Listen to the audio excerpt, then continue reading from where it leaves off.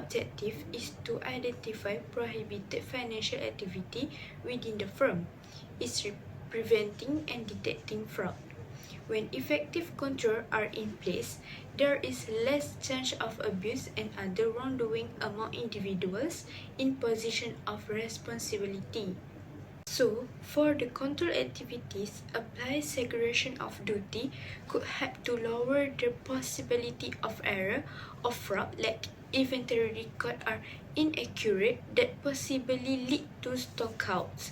Therefore, any financial transaction is not entirely under the power of one person. So, what we can do under the test of control is the authority should divide tasks evenly among employees and each job have the same total of workers. This can detect if there are any error of record goods and exclude workers to do several jobs at the same time. Besides, the company also should monitor their workers, such as do review their performance twice in a month. The weakness in this case study is that the sales representative perform many tasks at once and bear complete responsibility for determining the type and quantity of the item acquired without monitored by manager. For the implication, is detecting and preventing fraud require finding illegal financial activity within the company. The potential of fraud and other wrongdoing among people in same position of responsibility is decreased when effective control are in place. Reduce fraud or error like false inventory record that can cause stockouts. As a result, no financial transaction is solely controlled by one person. The recommendation for the case study 1 is the management should make sure the employees does not do multiple tasks at one time. This is because to avoid the inaccurate from the stock inventory and receive fraud. Other than that, we can reduce the deduction in the inventory or receive a bulk of goods. Next, we move to the case study 2.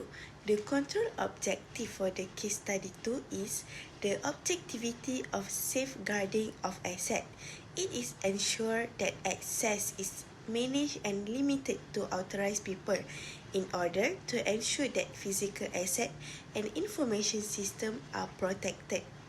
Besides, the control activities that we identify from this case is the sales representative should review and analyze the operating performance to avoid errors or receiving goods from suppliers, such as compare the invoice with bill of lading. Furthermore, we move to the test of control. Only sales manager is allowed to authorize the invoice to ensure goods orders is compatible with the invoice and the inventory stock. Then, the weaknesses in this case is the invoices from the supplier are directly sent to the sales representative for authorization and it is not sent to the account department, supplier invoice management. As for the implication of the case 2, this will occur a lot of misstatement that will happen in the account or financial balance. This is because before the invoice of supplier are sent to the sales representative, while they are needed to send it to the account department to supplier invoices management, check the invoices are valid in terms of date, balance, and the entity of its invoices. Due to that, they must give the invoices from the supplier to the account department so that they can give it to the supplier invoices department. Supplier invoices are a tedious task for finance teams. It's even harder when they're handled manually.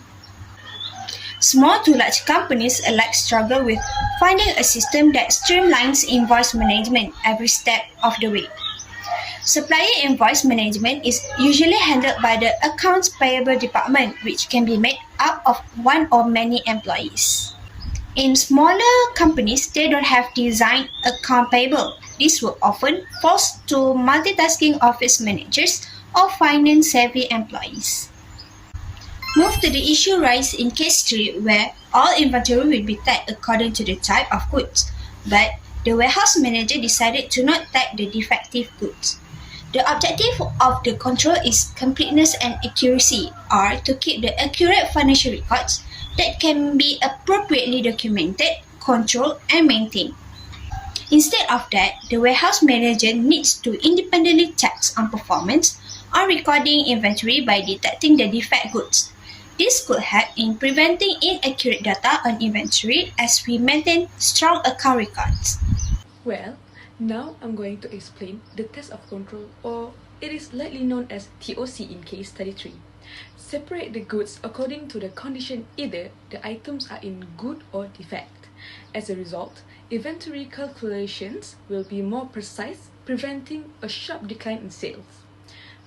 The weakness that we've discovered in case study 3 is the vulnerability in this situation is the choice of manager. It does not label any damaged goods to prevent misidentifications. When there's a weakness in some of certain things, there will be the implication that can be implied in there. So, what are the implications that we may ask? It is where they fail to declare the defect product will indicate the inaccurate data of the inventory at warehouse as we maintain strong inventory records. Hence, to prevent the good from being sold to the buyer, as there is a potential that it is not in its original condition. I guess we already found the TOC, weakness, and the implications. But what are the recommendations to prevent from this happening? Well, the management should ensure that the defective goods were kept separate from the other goods as a prevention, because more accurate inventory calculations will result in a significant decrease in sales. Furthermore, the defect goods cannot sell to the buyer, since the goal is always to make the product high quality as possible and lead to better reviews. Well, what is the control objective for this situation? The control objective for this situation is fraud prevention and detection, aims to stop any potential fraudulent action within the firm. When adequate controls are in place, risk of abuse and malpractice among individuals in position of power and authority can be minimized. Based on case study 4, the control activity that should improve is the warehouse manager should train the employees to make an appropriate document and records. For instance, to maintain the stock counting on schedule, the worker should prepare instruction document. As a result, the fraudulent activity can be reduced. Next, for the test of control, warehouse managers should reconcile the report consistently to prevent from cheating by comparing the inventory records and receivable or payable records. To be more precise in detecting fraud or inaccuracy of inventory records that possibly leads to stock loss, the company can implement the use of technology for more appropriate counting of inventory. The weakness of the activity of reconcile is the report will prone to the error and time consuming. This is because the amount of each transaction must match the transaction and any unreconciled item must be manually. Since it's a manual process, the likelihood of error is higher. Additionally, the delayed inventory report will be given to others department. Thus, certain department will miss the update of the inventory. The recommendation to this problem is the warehouse manager should provide the bar scan system for the movement of inventory. It because all the data will record in system automatically and more accurate.